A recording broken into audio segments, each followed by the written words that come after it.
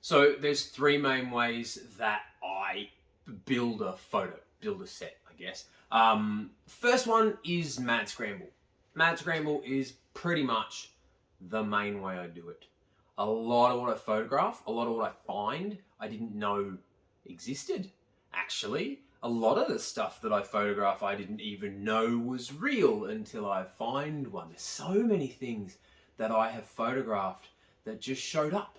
And I knew that there was something special about it, and I knew that I had to get a shot of it, but I didn't know what it was. And most of the IDs and the information that I get about these things comes up afterwards. Once I've taken the photo, I use the photo to get an identification. Once I've got an identification, I use that to do research. And once I've done the research, then I go, I wish I had known that when I found that thing in the first place. So a lot of it is back to front. It's not like I'm out there searching for things that I know exist. Mostly it's like, I've got this thing, now I need to photograph it. So it's a mad scramble to build a set. So like this guy here, I have actually wanted to find one of these for a long time. I knew that they existed, but I didn't think I was ever going to get a chance. And I was going to eventually try and track one down. I had actually set up fly traps, like sustainable catch and release fly traps to try and catch one, and failed miserably. And then one day I just found one and I wasn't ready at all. So brought it home, knocked a few bricks together, but really didn't have a plan.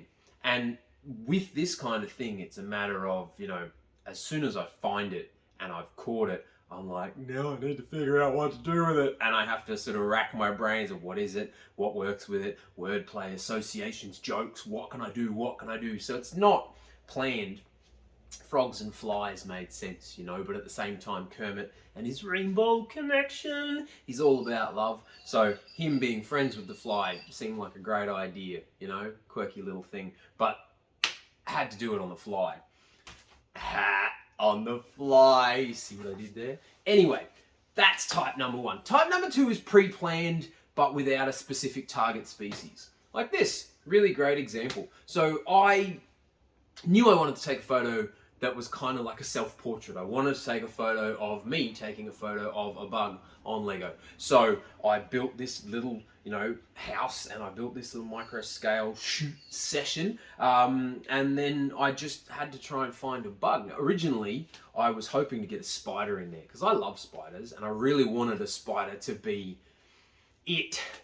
But they wouldn't. I tried 2 different species of spider and they wouldn't sit still. So when I found this, which is actually a really cool, this is an Actinus macleayi. They're only found up here. They've been rarely spotted and rarely recorded. Really cool little rove beetle. And rove beetles are one of the oldest families of beetles on the planet. There's tons of them. Amazing bugs. So I'm really glad that I got this shot with this bug. But I didn't plan this shot with this bug. I actually planned it with a spider and the spider said no. So you get what you get. Pre-planned, but not working out the way you want. So like this, I've got this vet in a surgery. I know that the vet's going to be surprised or upset by whatever's on the table, but I don't know what's going to be on the table.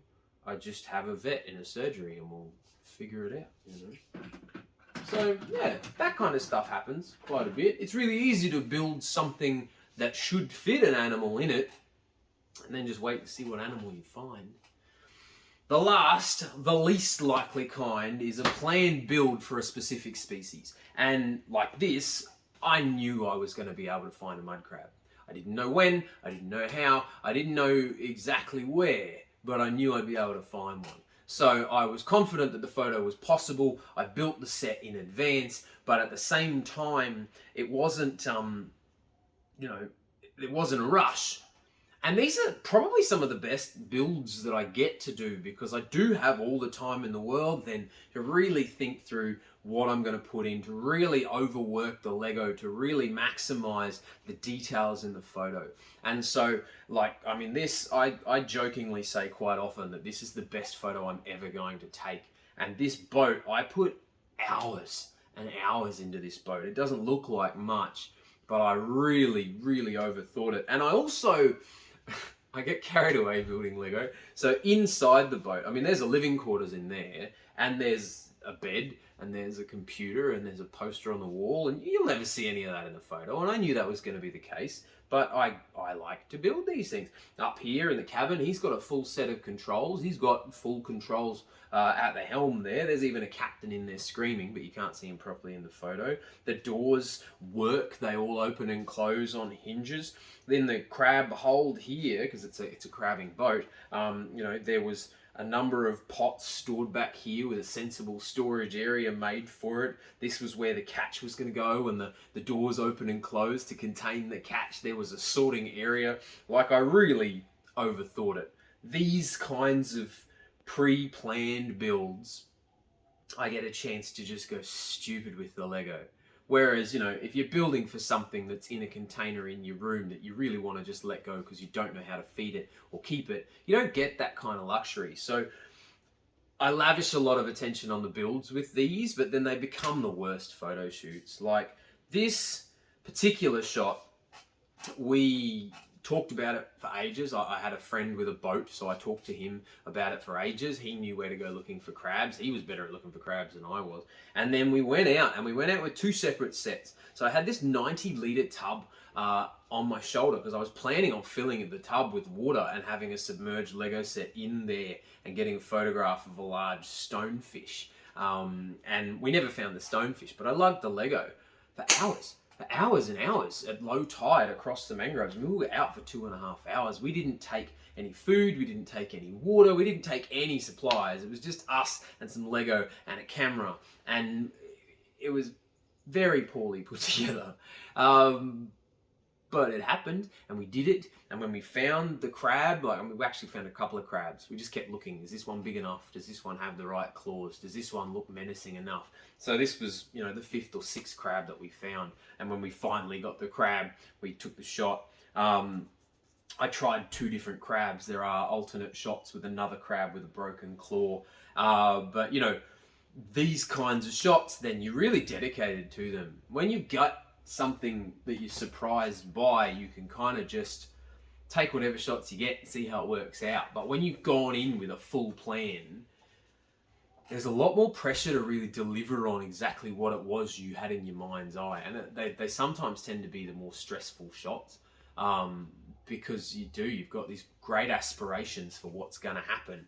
But if that's not how that animal works, or not how it wants to behave, or not how it's willing to engage, then the whole thing falls to ruin. And so pre-planned specific shots are sometimes the least functional for me, but they're also the most enjoyable and generally the most rewarding at the end of it, because it's pretty cool. I have, however, failed many times with those kinds of things. I actually one time tried to get to the top of a mountain that had a number of rare species of animal only on that mountain, and I took 6 different setups to photograph 6 different species, and I tried, and with the Lego, the photography gear, the overnight camping gear, and the hiking gear in general, it was a 20-kilo backpack. It was a 14-kilometer hike, and I actually failed to get up the mountain. So I took all this Lego and I hiked all this way, and I had to come home with my tail between my legs, and I tried that twice and I still haven't succeeded. So there's still there's sets sitting here that have been sitting in this room for over a year, designed for one species and one species only. And on the one hand, I don't have the heart to pull it apart because I haven't shot it yet. But on the other hand, I should probably just pull it apart because it's covered in dust. By the time I get the photo, the set will be too dusty and I'll be unhappy with the photo. And I may never actually get there anyway. And I could use the bricks for other things. And it gets complicated. So pre-designed sets are definitely some of the worst, because then it's a matter of, once you've got the set, orchestrating the opportunity to shoot. And that doesn't always come together easy. So yeah, the mad scrambles are definitely the easiest ones because the animal's there, the drive is there, the urgency's there. Pre-built sets with no specific animal work out well because you can just find an animal, stick it on the set, take a photo, hey presto. But yeah, the pre-designed for specific species, definitely the biggest cross to bear, but always the most rewarding. If I just had a zoo of animals that I could photograph willy-nilly, it'd be amazing, but that's just not how it works. But it's also not how I want it to work. I mean, some of the things that I want to showcase the most here are the things that are really, really rare, that you can't find in a zoo, that you can't just see, the things that do take effort to get, because those are the shots that really pay off for what I stand for, what I'm fighting for, what I'm trying to educate about. That's what I'm trying to do. So yeah, those are my 3 styles of shooting, my 3 styles of building, preparation sort of stuff. So that's me in a nutshell. Cool, right? Maybe not. I don't know. Is it cool? It's hard to say.